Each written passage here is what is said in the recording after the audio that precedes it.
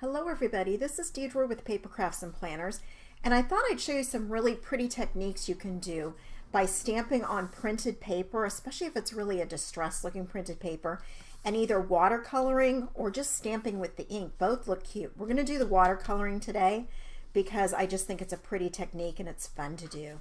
Okay, so let me put these aside. These are just two that I played around with.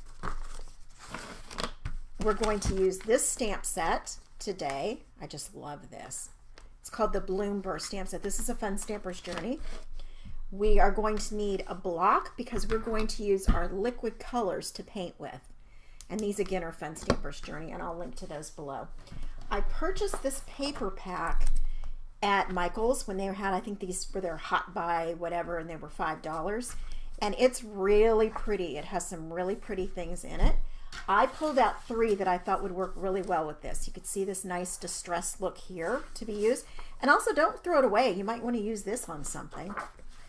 And this one, I thought this would be so pretty. And this one I've used before with the really distressed here. So I'm going to cut one of these down to size. And now I'm trying to think which one I want to do.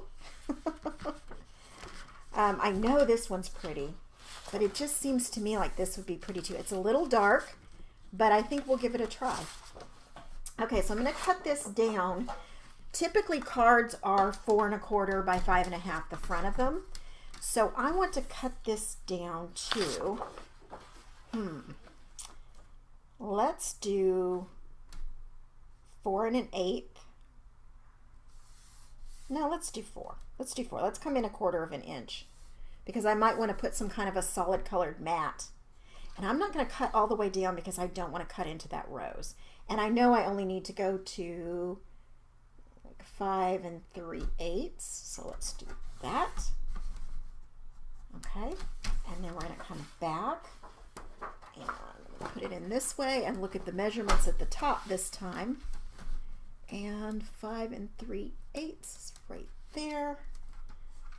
And start right here, go across, get a nice piece. Now there's some little raggedy pieces here because this is how it came out of the thing. So I'm going to try to get those off if I can without cutting that little pattern that there is at the top. So let's see, because this is a very skinny piece. Yep, it worked. Okay. Well, almost. I didn't quite get them all. I may take my scissors to do that. So you can see we have this cute piece that would be good for a card front. That's going to bug me. I don't even know if you could see it, but there's some little white pieces that are perforated because this was, like I said, this is how it hooked into the paper pack. It's one of those things about buying a paper pack. And I don't normally do it because I ended up with a bunch of stuff that I don't like and I don't want to use.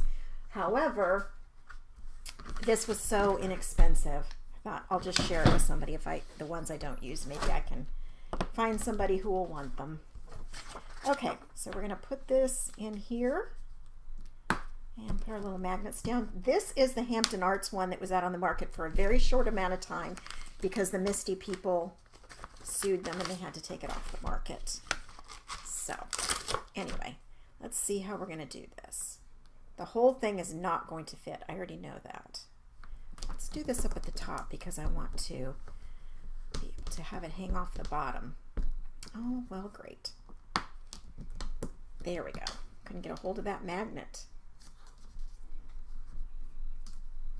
There we go. Let's see here. Like that because I want to have room right about here or something to put my sentiment on the front. I'll show you the other one I did. The other one I put it up here, but this time I'm going to tilt and I'm going to put it down here farther. All right, so, and because we're going to watercolor, I'm not going to use the Memento Tuxedo Black because that's great for alcohol markers, but not so good for watercolor. This is the Fun Stamper's Journey Fusion ink in black licorice, and it watercolors beautifully. You can use it for watercoloring. Let's see. I'm not on a flat surface here. That may be why I'm not getting that center inked. Okay, let's see. And because I'm doing it on this specialty paper, I don't want to not be able to line it back up again and not have it look good. So that's why I'm using this stamp positioning tool. You don't have to have one. Yeah, see, that middle section did not stamp like I want it to. Everything else looks pretty good though, just right there in the middle. So I'm going to give it a good press down there. Yep. Press right there. There we go. That looks good. Okay. Now this positioning tool comes with this foam. Oops. I need to wipe that off. Where is my stamp cleaner? I just had it. Oh boy, here it is. This is like my 5th video in a row, so things are getting a little chaotic around here. And I'm going to clean off my stamp before I put it away. And this is a chamois tool I did in my favorites for 2018. If you want to go look at that video, I'll try to link it below if I remember, but I'm also going on vacation and I'm trying to get a bunch of videos scheduled for while I'm gone, so no promises that I'll actually remember to put that link in there, but I will try. Okay, so put that aside. Put this foam back in here if I can get a hold of these magnets. There's one. Oh boy. There we go. Oops, nope, got away from me. Okay, and the foam piece would be if I was using a clear acrylic or photopolymer stamp. But with the red rubber etch stamps, you don't need that. Okay, so where to go? Bring this back here, and we're going to start coloring. I have this block here. I have some water and a few paintbrushes in different.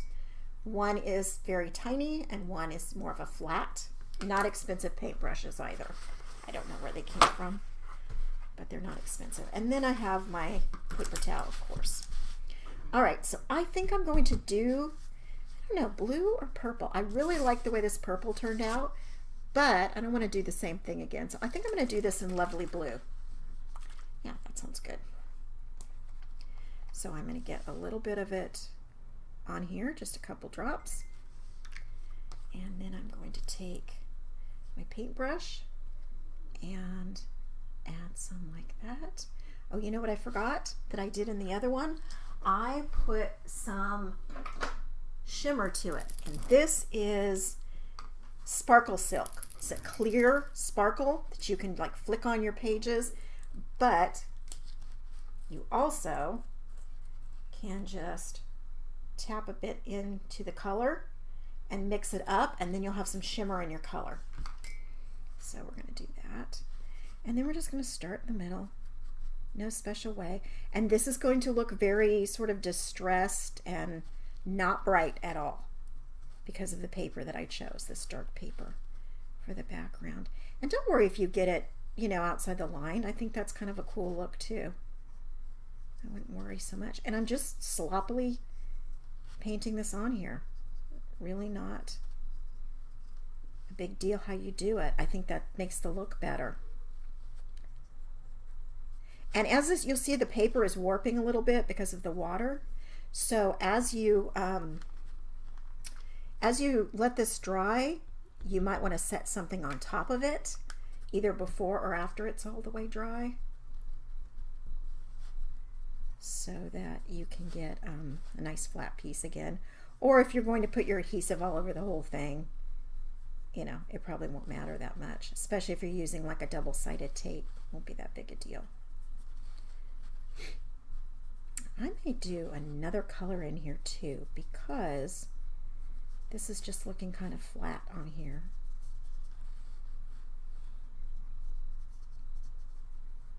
Yeah, I may do. Let's see what else we have here.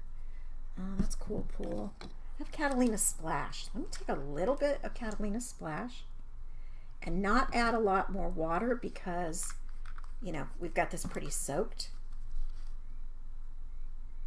And put a little more shimmer in here. Okay, do that up. And then I'm going to kind of just do some darker areas here. And I'm going to come back with a little more water, I think. So get that off there. And just spread it around. Ooh, that's pretty. I like that. So I've got like a more solid to the center of some of these. And then I kind of spread it around. I do that with a few more of these. Yeah, I think that's a pretty look. Oops, got something on there. Okay. Always keep your paper towel handy. Oh, I like that. I like that a lot. Just kind of adding some more interest to it. And I am not an artist. I just do things till I like them. And let's add a little more of this lovely blue color. Just kind of do a wash of it around some of these ones that are looking a little faded now. Down here. I think that's really looking pretty. Okay. Oh, pretty. Okay, now I'm going to take this little brush and we are going to let's get this off of here. We are going to use Cool Pool. I like it, but it's too much of a bluish green, I think. So I have Fresh Forest.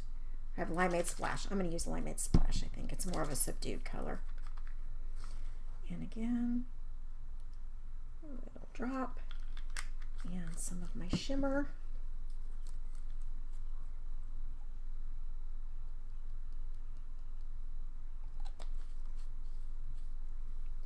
Put this down, move it around. A little bit of that on here. And we're just going to paint the leaves and the stem in. And we might go, you know, darker some spots and then wash it out more on others. Get a little more water and some of the areas a little more washed out looking. I like this color, this Limeade Splash. It's like not a real intense green, but it's very pretty. I've really loved discovering and playing with liquid colors for these kinds of things. It's not something I'd ever heard of before I heard of Fun Stamper's Journey. And there we go. And again, I've gone outside the lines. I'm really not that worried about this because it's such a distressed watercolor looking thing. Okay, now I think, should we stamp a sentiment on here? There's a couple that came with the stamp set. We've got Missing You, Wishing You Well, or Thinking of You. I think Thinking of You fits the best right there. Okay, so we need a little block. Well, I dropped the block. Sorry for that noise. So we'll get the black ink again. Okay, that looks good. And stamp it right here. Okay, looks pretty. I might take and do a little bit extra with this. I've got this black licorice. So it's the same as a sparkle silk, but it's in black. So you always shake these up really good because they settle to the bottom. And then I'm just going to do a few flicks here and there, kind of to add to that distressed look. And you can see kind of where it diffused, where it's wet. I think that's pretty.